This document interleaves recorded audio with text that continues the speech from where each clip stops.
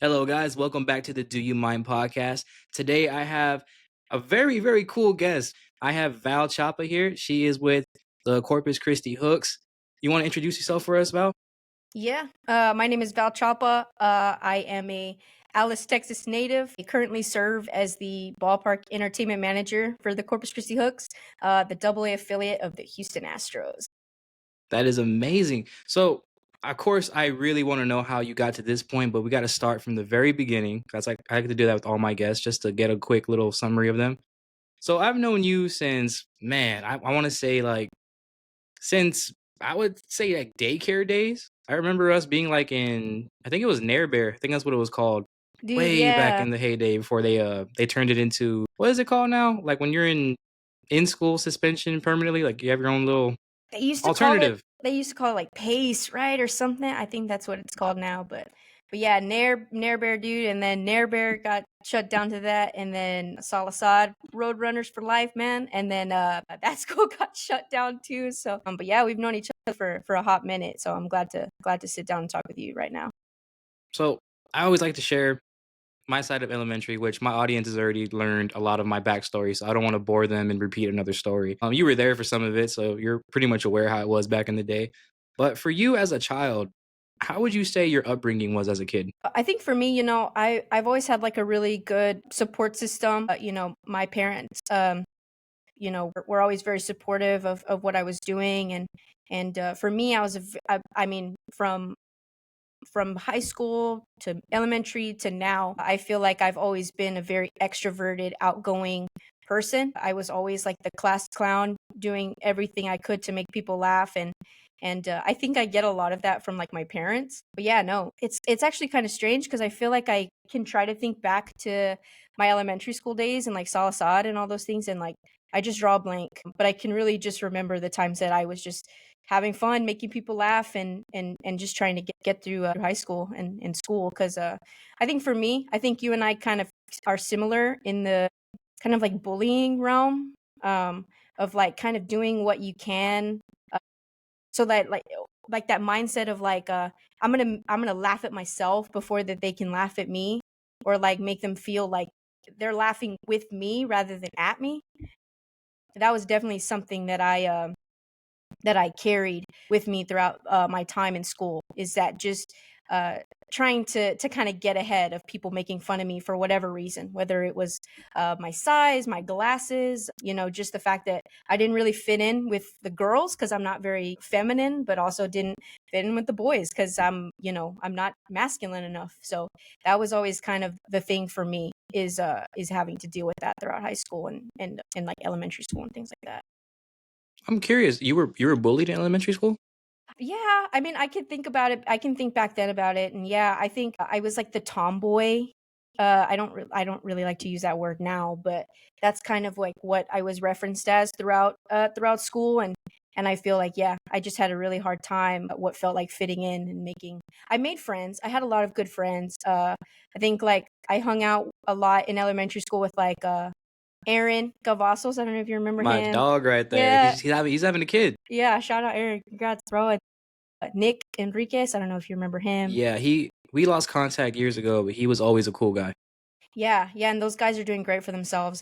But yeah, I think, I had friends, and I had a, good friend group, but that's another thing too, is that I feel like I bounced around friend groups a lot. I felt like I was always just trying to be the person that, talked to everybody, made everybody laugh. That's kind of like the big thing, right? Is that, making people laugh, and making sure that people like you, and just trying to be the best person that you can. I feel that because I remember in school you were always like you said, you were extroverted. You were out there, you were funny as hell. Like there was no doubt about that. You were not shy to express yourself. I actually have a vivid memory. I think it was fourth grade year in Mrs. Sandoval's class, No. and there was a cartoon at the time on Nickelodeon, and it was of a bee. It was a female Oh, dude, the character. She was a Mighty Bee. yes. You went through a big phase of that. I don't know why that's like embedded in my brain that you went through that phase. 'Cause I look just like that hoe. I like, dude, spitting image of her, man. I feel like, throughout school and stuff, I was always called, like, that girl, the Mighty Bee or whatever. Chicken Little was a big one. For That was a sure. huge one. I'm trying to think of, like, other ones. Vilma from Scooby Doo. That was another one. Yeah, that's Uh, definitely one that I can honestly understand. anyone with glasses at this point, right? So That's crazy though that you went through like a bullying phase because from what I remember, you were never the type to stir anyone the wrong way. I mean, you're like a sweetheart, you know what I mean? So it doesn't make sense that someone would just do that to you, but you no, know, yeah. it's a crazy world.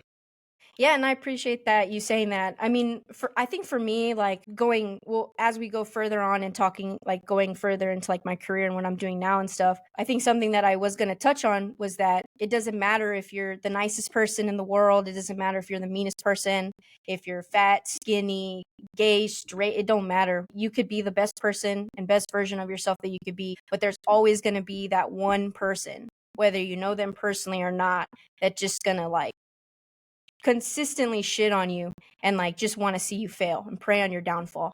And I think that's just sad. And that's kind of a lifestyle that I just don't agree with. I don't understand how like people can just hate on other people for existing. That's stupid. It's happening to me right now. I have one person that goes to every one of my podcasts, and it's only one person because it shows one dislike on every video, and they just keep disliking every upload I put, and I'm like, who is this, and why are they so invested into hating? Like, Show you know, it's yourself in the cool. comments right now. Yeah, like it's cool if you don't like it, whatever. But like to actively not like what I do and then go to every video to dislike it to mess with the algorithm, it's like, wow, bro. Like, what did I do to you? I probably Yeah. deserve it. I probably don't even know who it is, but I probably did something to deserve it. No. But was there ever a phase? Because like you said in elementary school, you noticed that you didn't really fit in with the girls, and you kind of did fit in with the boys, but not fully to where you were part of the boys officially. So, at what age did you understand that maybe you're just a little bit different than everybody else? Like straight in elementary, like third and fourth grade. And that's another topic we can get into, the kind of being that first person to kind of be openly out in front of your peers, but also like getting outed in front of your peers without even like knowing that yourself. That was something that I also really struggled with, and I think that's kind of another piece of where that bullying came from, is that being being gay and people just not really knowing how to deal with that, or thinking like, Val likes girls, so every girl that Val meets, Val likes that girl. Like it was just a constant thing, constantly getting outed, constantly getting shit on, like especially like in middle school. I think that's kind of where that started happening like a lot more. But yeah, I mean, I feel like I've always known, and I've always known that, and I'm fortunate. Granted, nobody wants to be called those types of things, or no one wants to be, shamed for that. But I think for me, it's see it as a blessing in disguise that I've known for a long time, and I've known my whole life, because there are people that really struggle with that, and there are people who are adults in their adult life who don't even come to terms with things like that. And I don't know. I just really think that in a blessing in disguise type of way, like I'm very fortunate to have known, and I have a great support system, a family that supports me, because that doesn't define anything about me and who I am. No, I like that response too. It was definitely a different time when we were growing up because when we were kids, there wasn't this big acceptance of being other than straight. Back then, like the main vocal point of a joke was to call someone gay. Like, "Oh, you're gay, dude." That was like the thing. But for our generation, coming out at that time was very, very hard. It didn't get till about, I would say, somewhere towards the end of high school where that was kind of being more accepted. Like people weren't making it a big deal no more. But definitely in the time era that we were growing up, and transitioning from elementary to intermediate to middle school, like that was a crazy time. And I will say, from what I remember, is I was part of the problem too. I'm not gonna just say that I'm just a victim, but bullying and harassment was a very big thing, and it was considered normal. So the fact that anyone that went through that just because of how they are just naturally, I mean that's pretty uncool. And if anyone I said jokes about when we were growing up, if you're watching this, that's my bad, and you can reach out. We can have a conversation about that because that's unacceptable. And it's unfortunate when you're a child growing up, you don't really realize how like cruel you can actually be just by using your words. And that's something I didn't understand until I became about 25, I would say, when the light bulb finally clicked and I was like, "Oh wow, like That's not cool of me. That's why I don't even complain no more when stuff doesn't go my way or someone says something about me because it's like I believe in the karmic cycle and I have so many years of just bad karma that built up. So to me, it's just like, I got to pay my dues as well. So shout out to you for going through that and managing to get through it in a positive way because I don't ever remember you being a bad person. I don't remember you ever being called anything, outside of what your orientation is. And that's it. You know what I mean? I have no bad memories of you or any type of memory that's negative about your name ever.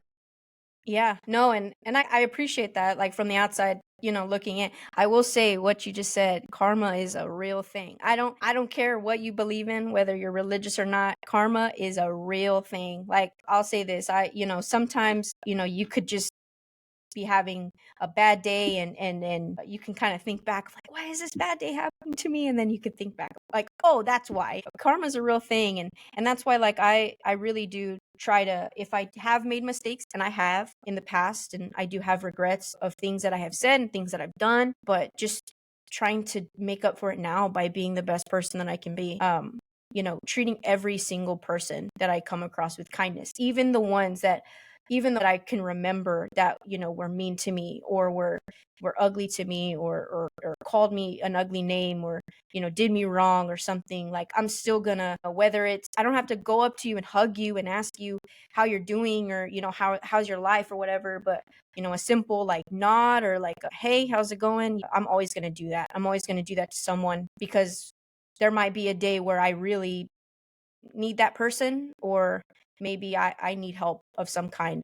I would hope that someone would show that same kindness back to me. Sometimes they won't, but at least I know that I'm doing my part by being the best person that I can be. For sure. And is that something you installed from your parents or is that something you learned on your own through life?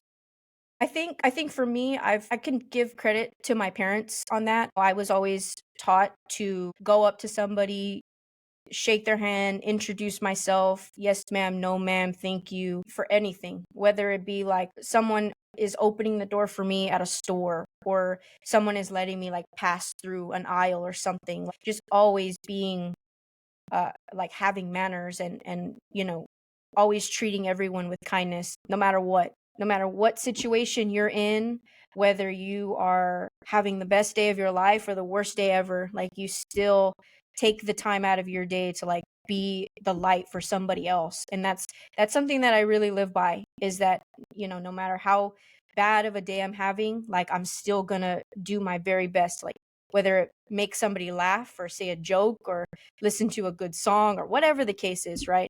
But yeah, I feel like I give my parents a lot of credit for that.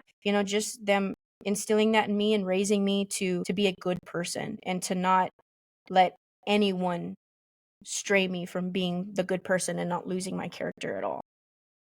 I like that response, and that's very good. It sounds like you had both your parents, correct? Yeah, I have both my parents. My parents are separated, and my parents were separated for uh have been separated majority of my life. So did that affect you growing up? Like around what age did that happen, if you don't mind me asking? So my parents, sorry, mom and dad, and not to air their dirty laundry here. My parents were married whenever I was born, and then they separated when I was about, I think I want to say like maybe I was like 5 or something. Oh, that's And young. then well, here's the kicker. Sorry, mom and dad, but my parents got back together again right before we went to WAM. So I was like right before we got to middle school, 7th grade. So I was about like 11, 12, and then my parents separated again when I was a junior in high school. Oh man. So it's kind of all I've really known about my parents being separated, but that doesn't bother me at all. I think as long as, my parents are happy and taken care of and feel loved by the person they're with right now, I think that's all that matters to me. Sure. That's all we want in the end is see our parents happy. That's awesome. So I won't go into intermediate school because in every other place, intermediate school doesn't really exist. It's just straight middle school.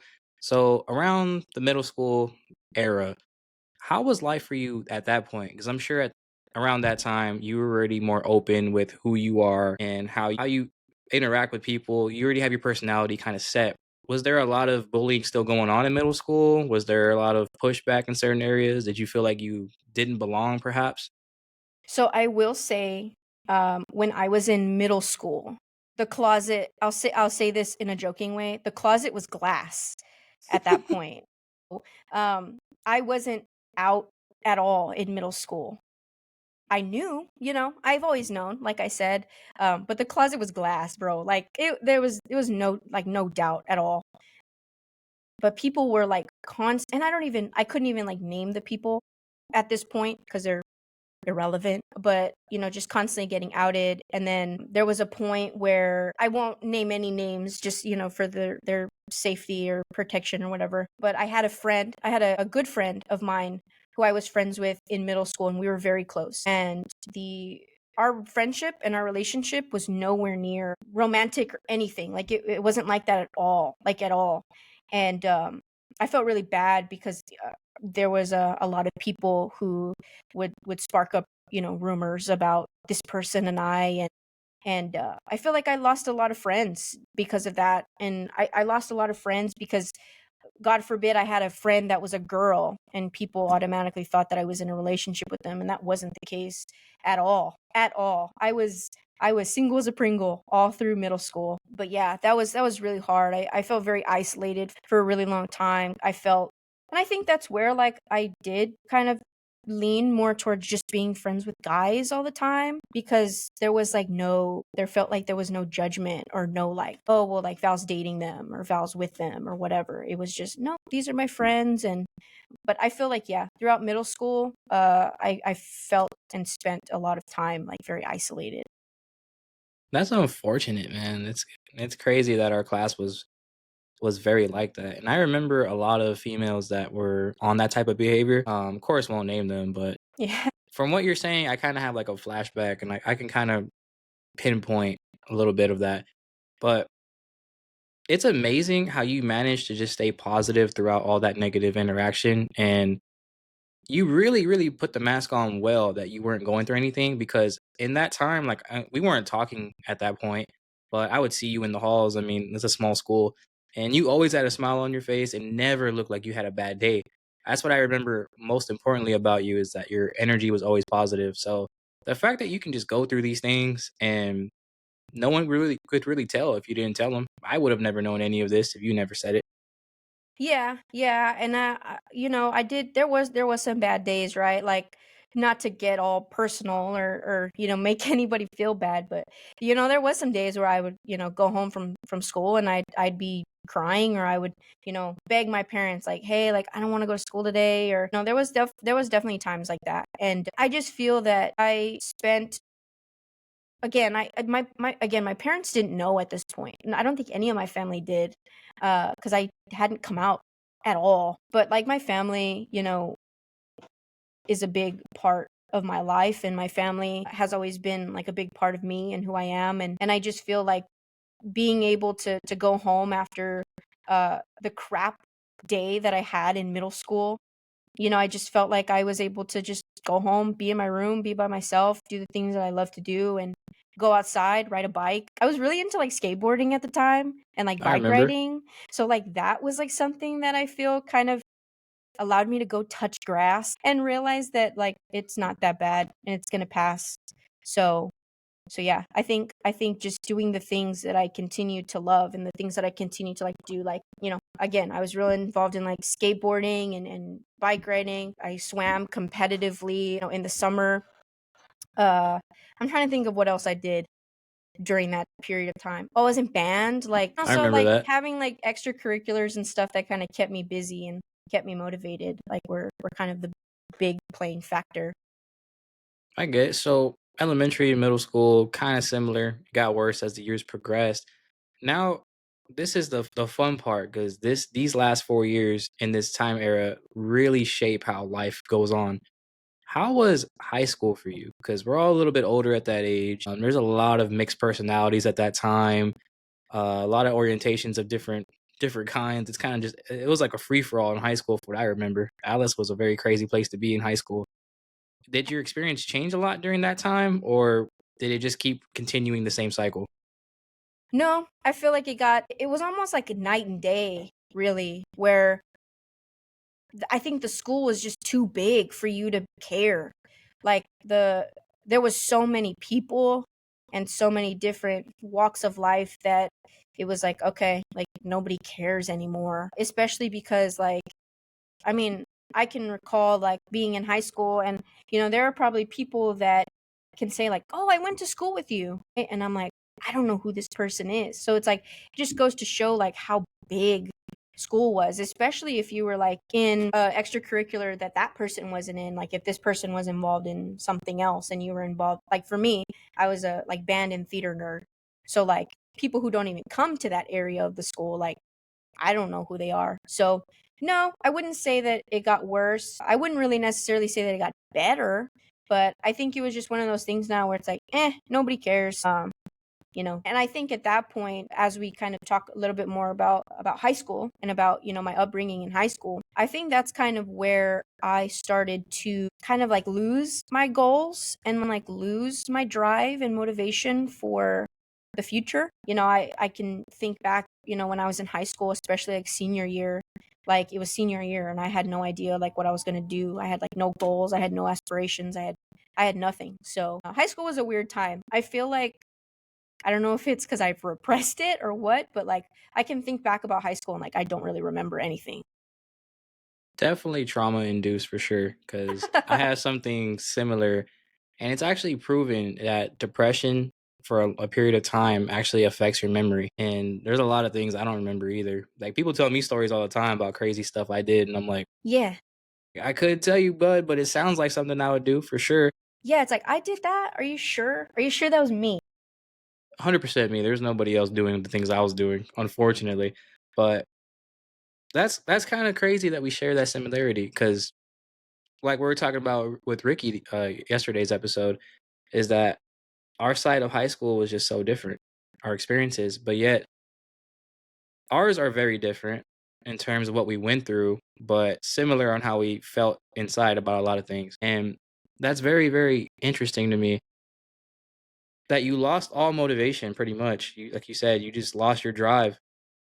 So if you lost your drive through high school, at what point during or after that did you gain a passion for anything back? So again, I won't touch too much on it, but there was a point in high school, I'll say sophomore to my senior year, where I was in a relationship with someone, and people are gonna probably know who I'm talking about, and that's okay. But I was in a relationship with someone who was very smart, top of our class, like number three, like top three or four. And throughout high school, I felt that this person put a very big pressure on me of being like, if you don't try, like you're not gonna amount to anything, and if you don't try, like you're not gonna go to a good school. Do you even care? You're gonna be a loser. You're just gonna stay in Alice forever. And that's another topic that I want to touch on about like staying in your hometown after high school, and we'll get into that For in a sure. second. Because I left Rancho Cucamonga style. I saw that check, I was gone.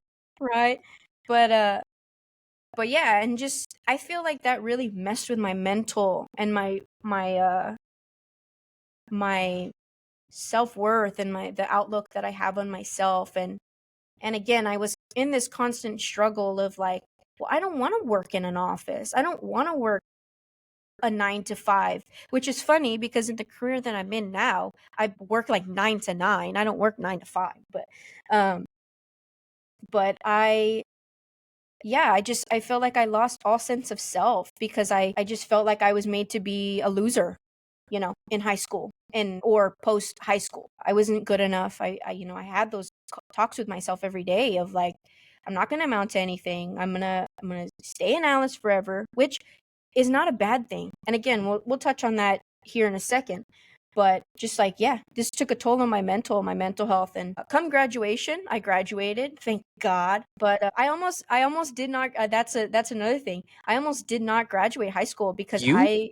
yeah, because I would leave. My parents made the mistake of giving me a car my senior year, so I had that free will to be like, deuce, I'm out of here. So like, I think I was like one of those seniors that had like a 6 period day. Dude, after lunch, deuce, I'm out. And that kind of messed me up, so I almost didn't graduate, but I did, thank God. Yeah, just like after, so I was really big in theater my senior year of high school. And so I always had that like aspiration of like, I'm gonna be an actor. I'm pretty good at this. I'm gonna be an actor. And so I got into a school, it's called a conservatory. I was accepted into a conservatory in New York. Oh wow. That was, yeah, and that's the thing, is that that was like my plan A, my plan B, and my plan C. I had nothing on the back burner after that. It was like, this is what I'm gonna do, and this is where I'm gonna go, and I did it, and I'm set. Well, the bill came, of course, and it's something that my dad couldn't afford. And so I was upset, and I was upset, and I was having a crisis of like, well, damn, I'm not even going to go to school. I'm not going to go to college, like whatever, whatever. Bless my dad, because my dad is the type of person of, no matter how old I am, my dad is going to come to the rescue for me, and my dad is going to kind of do things for me no matter how old I am.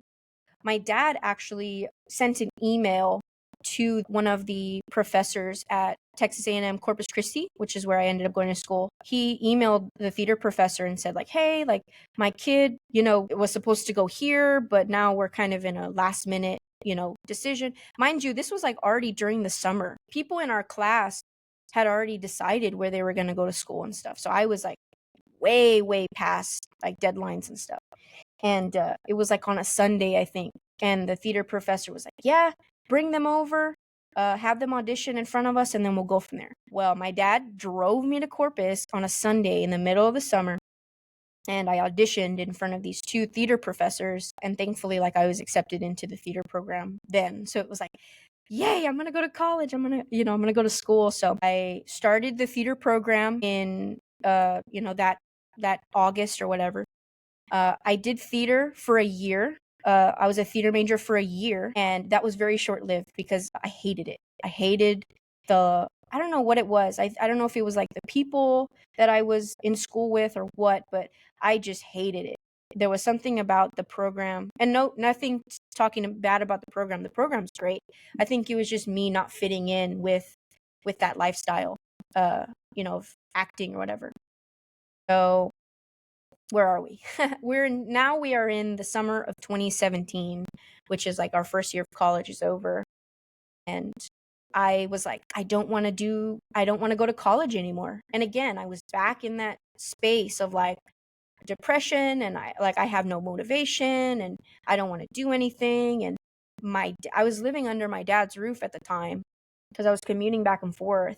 And my dad, kicked the boot and was like, you're either going to go to school, whether that be community college, or you're going to keep going to the island. As long as you're living like under my roof, you're going to be doing something. And so I was like, shit, okay, so I have to figure it out. So there was a colleague of mine who changed their major from theater to media production, which is ultimately the degree that I graduated with. And I think it was a day on campus that I had seen her, and I was like, hey, like, how are you? I haven't seen you in like a really long time. And she's like, yeah, I'm now in this media production program. And I'm like, oh, like, what is that? And she said, oh, they teach us about like making films and television and making documentaries and working with cameras and stuff. And I don't know what possessed me to be like, that's the one. That's what I'm going to change my degree to. But I think like the next day I went to the advisor's office and I changed my degree, or I changed my major, and it was like a match made in heaven. It was like I found my niche. I found what I love to do. I found what I was passionate about. The passion and motivation came back 100%. And yeah, now I have a degree in media arts with an emphasis in media production. Bang, right on the ring right there, bro.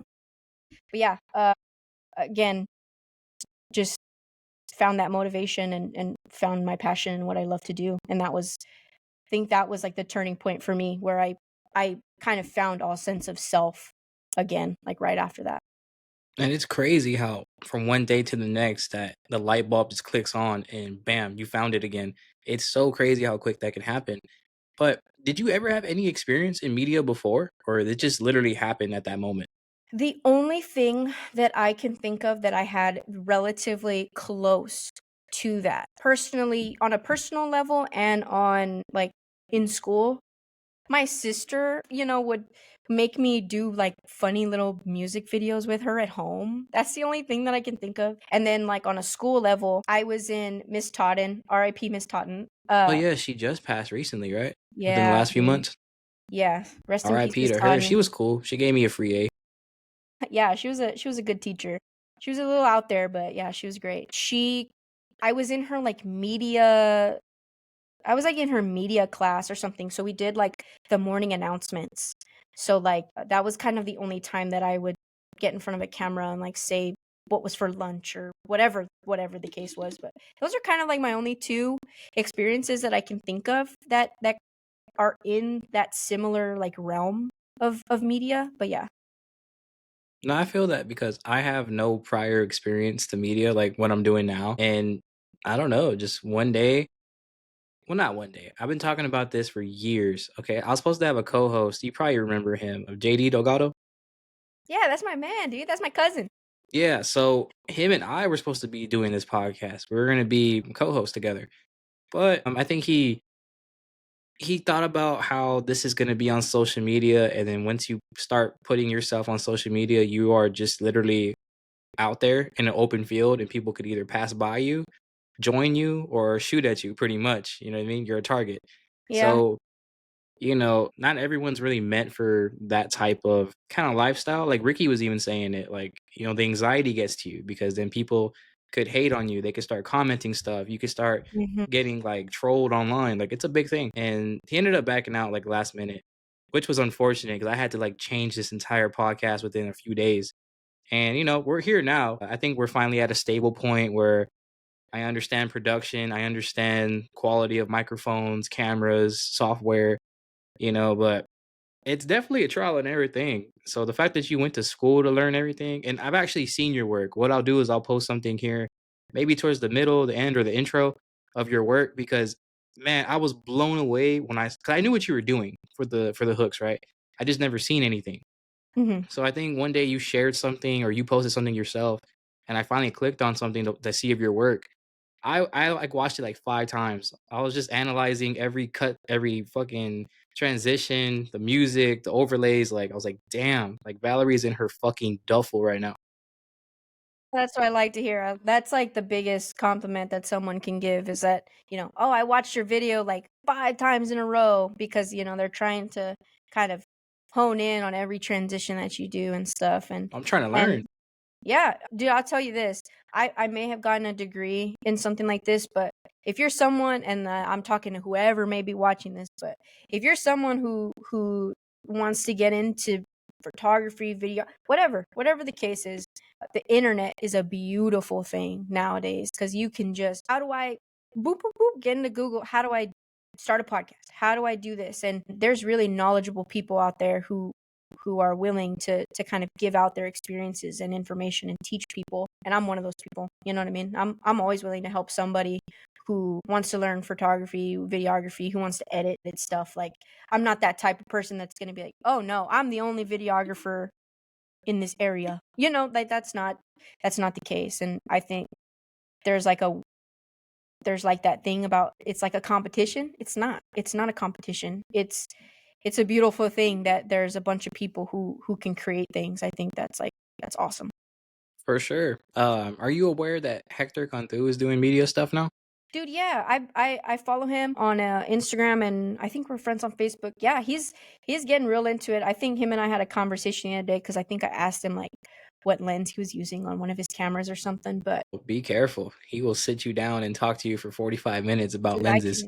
can do that all day. And that's a thing too is that it's cool to see people kind of pick up that um and want to learn that and that eagerness to learn. Amber, I'm sorry, I didn't mean to say what's her name. Amber, you had Amber on your podcast a while back. Amber's killing it, dude. Like her, I think I hit her up for photos a while back, but I didn't get around to getting to take them. But yeah, like someone like her, who's just found her niche of like studio photography, newborn, like couple photography, like that's insane. Like that people can just if you're really passionate about it, you can be the best at it. I firmly believe that. And I think our generation in particular is changing the tides in Alice for sure because it felt like there was nothing really going on in Alice. Like there's very few people that had trade skills that are outside of like welding or construction or something like that. So now that people are really into the media space and like, music wise, there's a few bands coming out in Alice now. The most notorious one, Shattered Sun, for sure. You can never talk about Alice bands and not bring them up. Amber's doing her thing. I give her so much credit, man, because her story is so fucking crazy to me. Because I Dude, she was does it all, there. man. She's a jack of all trades, dude. I don't know too much about like the personal part of it, but like just seeing how she has 2 kids, single parent, and just does it. She just does the Just damn thing. doing it. She just figures it out, dude. And 'Cause that's that's the only option you have. yeah, You just yeah. got to do it. Mr. Daniels said it himself. He's like, there's plenty of nights I was tired, plenty of days I didn't want to do it, but that's where discipline comes in and work ethic. And now the life I was tired of, that's a distant memory that I laugh about. And I'm like, one day I'm gonna get there because there's times where I'm just fed up with a lot of life that goes on. But do you ever struggle with this? It's because you're so far ahead into the future that you're looking forward to it that the journey to get there just gets like overstimulating to where it's like, damn, I still got this many steps to take before I get there. But you're not even understanding that it doesn't matter where you're going, it matters how you're getting there. That's what teaches you everything. Yeah, I feel like for me, I was like that. I feel like I always kind of it's a funny joke to make, but I always put myself in like a quarter life crisis. Because what, you're 27 Yeah, already? unfortunately, damn near 30, Right, freaking me right, out. exposing our ages right now, but yeah, like, I'm about to be, 27 and just kind of having that quarter life crisis of, like, "Oh my god, like, I don't own a house yet," or, "Oh my god," like, have you seen those freaking pictures on Facebook? And it's, like, me in 1998 sleeping instead of, like, buying land or whatever? Dude, that's how Just I feel being all the born. time. Yeah, that's how I feel all the time, but I think, like, as I go on and as I grow in my career and don't get me wrong, like, I am very future focused and there are goals that I expect out of myself to have by a certain time frame, but I think for me, again, it just goes back to being the best version of myself that I can be, like, in this moment. I think a big thing for me is continuously telling myself of like no matter how high I am on the hierarchy of management or knowing this certain craft or certain topic, like there's always something to learn and there's always something to take from someone else. um I have a staff right now, here at the Hooks. I have a staff of 30, and there are people that are, just starting out in this business, in this realm of like production and entertainment, that I'm like learning stuff from them. I'm keeping open mindedness from them, and just every day is an opportunity to learn something, and every day is an opportunity to like get better. Whether it be I learned this crazy skill or hey, I just learned like this small piece of what to add into my lifestyle every single day. Facts. I do the same thing. My wife gets she gets overwhelmed by me because I have so many like philosophical books. I have self-help books. I'm always watching a podcast about business people, how they get their deals and like marketing. Like I'm just always watching like that's literally the only reason why I'm even doing what I'm doing is because that's all I consume every day. And don't get me wrong, it gets tiring sometimes. There is days where I just want to watch some brain rot content and eat some bag of hot Cheetos and be a piece of shit on the couch and just not do anything and play video games till 6 a.m. like I used to. But I just learned that I see the type of people that do that all the time and not to judge them, but it's like I don't want to be that because I've already been there.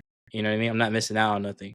So Mhm. these people that are making these deals and they're going all these places and taking trips and their content's going all the way up. I'm like, I haven't experienced that yet. I want to know what Yeah. that's like because I've already been on the other side. Again, that's like what I was saying earlier. I'm looking so far ahead that I need to work on the steps to get to that point. Like right now, I get discouraged sometimes on the podcast because pay attention too much to analytics, you know what I mean? Like how long people are watching the video before they click off, which thumbnail does what, and what expressions, what keywords, what hashtags, and I'm like, I literally had to stop myself and be like, I'm not even enjoying it at this point. I gotta just do this shit because I want to do it, and the rest is whatever happens. And Yeah. I'm a man of God and everything, so I believe if this happens the way I want it to, it's because it was supposed to happen that way. Because I'm getting up, I do the job, I do the work, I do the research. So it's not on my end what I'm not doing. It's just a matter of letting the universe do what it does. And Yeah, that's no, the hard part.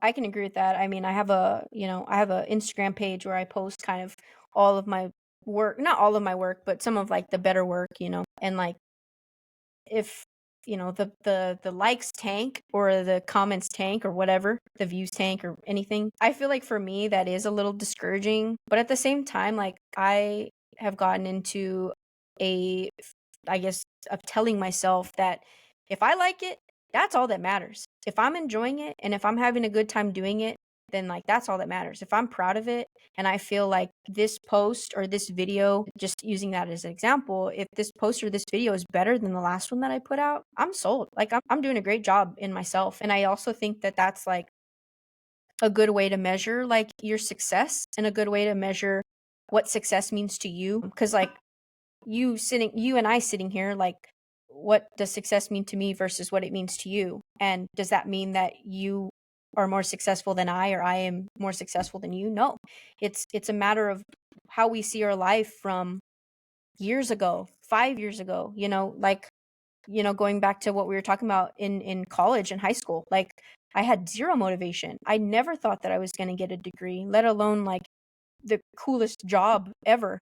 And it's like, that is success to me. And that, I mean, and again, the success and the outlook of success can change as you grow, as you change your goals, as you add a new thing to your docket, whether that be like, for your case, a new podcast or a YouTube channel or what have you. Like, I just think as long as you're happy and you're taken care of and your bills are paid, like there's nobody can mess with you. Nobody can mess with you or ruin you. Facts. Actually, I want to get to your point in life because you're doing this type of content work and marketing as a job.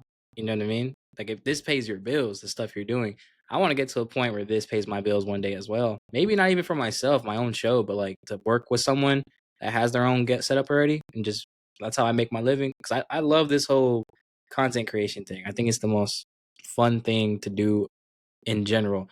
Maybe because I have I'm going to school for psychology, so I think just learning what type of content spikes the attention span of certain demographics, it ties into psychology to me. So it's kind of just fascinating what makes people tick. But I do want to know, you got to the point where you got your degree, you switched your major, you got your degree in this field. So how did you end up getting a job with the Corpus Christi Hooks? Because that it's like you said, that sounds like the coolest job on the world. Like, you know what I mean? Not many Yeah. people get into these positions with those degrees. A lot of people go years before they got find a gig like this. Yeah. No, I'll tell you this. I am well, I wouldn't say, well, yeah, I will. If there was a Guinness World Record for like the most unathletic person alive, it would be me. I would win. Open the book and you'd see a picture of my face in there. But um it just kind of came to me. I graduated with my degree in December of 2019, and again, here comes dad to the rescue of, I don't know what I'm going to do. Well, I'll pause for a second. Here's some advice that I can give to people who are in school and in college and are in such a rush to get out of it, because you want to be done, you want to have your degree. One piece of advice that I can give to anybody is take your time and make yourself available for clubs, for internships, for opportunities. Say yes to things, and say yes to things even if you're not getting paid the best, especially in this early part in your life, in your career. Say yes to the opportunities and take them and learn from them, and use that period of time as a way to network, as a way to learn. Because I'll tell you what, I was in such a rush to get out of college. I was in such a rush I don't know who I was trying to prove a point to, but I was in such a rush to get my degree and say that I got a degree But when I graduated, I had no experience. And it's kind of crazy that I'm in the position that I am now, because when I applied for this job, not this job, but when I applied to work for the Hooks, I had nothing on my resume. I had nothing relatively close to what I was doing here when I started.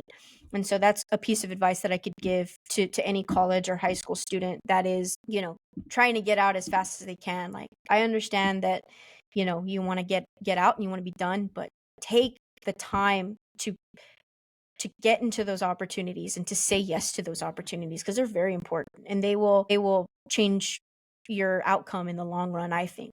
So like I said, I graduated in December of 2019, and again, I had no experience, so I was like, I don't know what the hell I'm going to do. I was living with my dad, and my dad was the one that was like, hey, like, why don't you apply for the Hooks?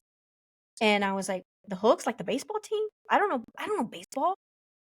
No, I don't know anything about baseball other than like maybe like the rules or whatever. And my dad was like, no, like they're looking for camera people, for camera operators, like to be a part of, like, I guess like the production team or whatever. And I was like, okay, I'll give it a shot. And so I applied, and I was really struggling because a lot of the questions in the application were like, do you have any live production experience? Do you have any experience working in baseball and all that stuff? And like, I checked none of the boxes. Like, I was probably the most unqualified candidate for the job. But, one thing that I feel like set me aside from other people was that in my application, I continued to preface, like, I have an eagerness and willingness to learn, and I'm excited and I'm eager, and I want to learn, and I want to just delve in this realm of production. And my boss at the time, her name's Amy Johnson. I want to give a special shout out to her because she's the one that hired me, and she's the one that I'm still very close with her to this day. We're actually heading to Florida for spring training on, what day is it? On Tuesday. So I'll be over there in West Palm Beach for a week. But she hired me, and then lo and behold, 2020 happened. We're not going to get too far into what happened in 2020, but For sure. there was no season. There was no season. So I was out of a job. I didn't have anything lined up. So I was kind of back to square one. And during that time, I wasn't really doing anything. I was playing Call of Duty every day, all day. My partner, she was going to Austin for school. I packed my bags and I went with her to Austin, thinking, because like Austin is like a very rich culture for like media and art and stuff. So I was thinking like, oh, you know what? If I move over there, maybe I'll get a job with like a news, or maybe I'll just get like a job, doing video stuff or whatever. That was not the case. I lived in Austin. We moved to Austin, and the money that I had saved up was running out. I couldn't find a job. And then I ended up kind of cutting my losses and working for FedEx as a package person. I would like load the trucks up or whatever. And I'll say this, the people that work overnight shifts, like when I'm supposed to be in bed asleep, those people are a different breed.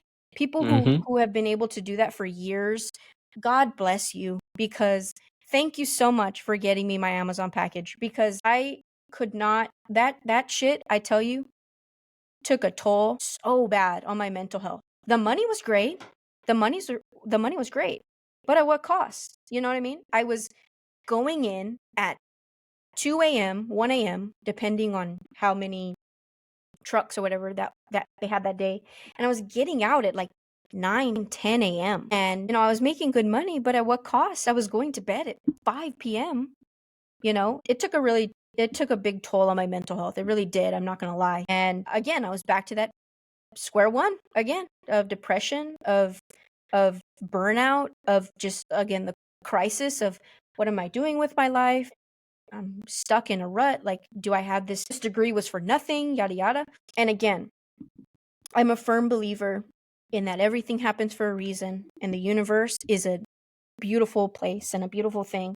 That I think it was like March, maybe February, March. I was at that point where my mental health was tanked. Like, I was struggling really, really bad. And my partner, who I was living with, she, she kind of saw that in me of like, I lost all sense of self. I lost all motivation. And I remember having this conversation with her of like, I think I'm going to move back to Alice. I think I'm going to move back and I'm just going to get a job somewhere, you know, and maybe live at home with my dad or whatever. And it was like in that exact moment of conversation, my phone rings. And I remember exactly what I was doing. I was sitting on my bed having this conversation with my partner, and my phone rings, and it's a 512 number. A 512 number is an area code for Austin. So I was like, oh, maybe it's someone calling me for a job. It's like all excited, right? So I answer the phone. Mind you, this is already like a year after the Hooks. I couldn't get the job with the Hooks in 2020 because the season got canceled. Hi, this is Amy Johnson with the Corpus Christi Hooks. How are you? And it was like everything in that moment felt so different. My mindset kind of changed, and I felt okay in the moment. And I already knew, like, she was calling me because maybe she wanted me to go back to work. And so sure enough, she was like, I know that we were going to have you on our team last season, and fortunately we are going to have a season this year. And I was wondering if you would like to be a part of our team this year. I said yes in the quickest breath I could say yes. And so what I did, I said yes to the job. Again, it was a part-time seasonal job, but it was something. It was experience. It was something to put on my resume, my name on. And so I packed up my shit. I moved back to Alice and I started with the Hooks, and I have been here for this is going to be my 5th season. And obviously there has been a lot of growth and a lot of promotions since then, but dude, I was working as a part-time game day production crew member, making $8.50 an hour, driving back and forth from Alice to Corpus, simply because this is what I wanted to do and this is what I was passionate about. And it paid off, because at the end of that season, that December, I got an offer to be the full-time videographer person. And I'm just so glad that I took this opportunity. And I tell people this story all the time because it's so crazy to me how in like literally the exact moment that I was talking to my partner of like, I think I'm going to move back to Alice, the phone goes off, and it's me getting a job offer that just kind of landed in my lap. Yeah, I mean, that is one crazy coincidence that just happened. And from a guy that like me, I mean, I'm big believer in God and all that. To me, that's a huge blessing right there. That's what is the purpose of making you go through all that before he gives you that little nudge of inspiration you need? No idea, but the world works in mysterious ways, and I think it just at that time that was the right time for you, and it's worked out. I mean, you waited a good amount of time, but you've had great success so far in your career, and it's still only beginning. We're not even in our 30s yet. So who knows how far you can take this career. Yeah, dude, like I said, I'm continuing to kind of learn new things every day. I feel like working for the Hooks has been, a great thing, because working in the minor leagues, I feel like you have a lot more creative control. So I guess to kind of give a little bit more explanation, I am no longer the videographer and photographer for the Hooks. I'm the ballpark entertainment manager. My job on a day-to-day game day basis is, in a fun, short, sweet sentence, I'm like the fun police, pretty much. I say that, but it's kind of true. So I'm in charge of kind of all things fun at a minor league game. So from the fireworks to the mascots to the giveaways to the on-field games to fan camps, everything, like that's me. That's what I'm doing. But the beauty of working for this organization, and when I say organization, I mean like the Astros as a whole, is that there's an opportunity for you to kind of stick your hand in everything. There's an opportunity for you to kind of do your day-to-day job, but still do the video stuff and do the editing stuff and do like all of the creative stuff that you want to do. And I think like that's just a great thing to be involved in. And I'll tell you what, you don't get into sports for the money. I'll tell you that. You kind of do it for like the experience, and it's a lot. It's a lot of work, and it's long days and it's long hours, but there's something about it that just makes it all worth it, really. It looks like it's worth it entirely, because the job that you're doing, it looks like the most fun ever. I don't know. I hope to get to a position like that one day, just in general, because that looks like the greatest time ever.